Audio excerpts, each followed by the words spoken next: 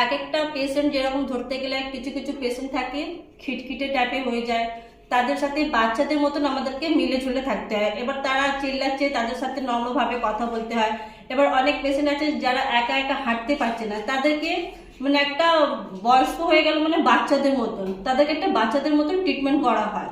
যে বাচ্চা জিদ করছে এটা করবো না, তাকে আবার বোঝানো হয় যে বাবা এই জিনিসটা করা ভালো না, ওষুধটা খেয়ে নিন, বা এখানে একা যাচ্ছে, বিভিন্ন রকম ভাবে তাদেরকে করা হয়। আমরা মানে আগে গিয়ে আমাদের জেরিয়াট্রিক ডিপার্টমেন্ট এখানটায় বুধবার দিন করে ওপিডি হয়। আপনারা আসুন এখানটায়, এখানে ট্রিটমেন্ট হয়। আমরা আমরা চাই যে এই জেরিয়াট্রিক ডিপার্টমেন্ট বিভিন্ন হসপিটালে যেন হয়। আমরা সরকারের কাছে যেন এই দাবিটা করি, যেন জেরিয়াট্রিক বয়স্কদের যেন সুযোগ সুবিধাটা এইটা পায়, যেন তারা। আমার এইটা এখানটা শেষ করলাম। নমস্কার।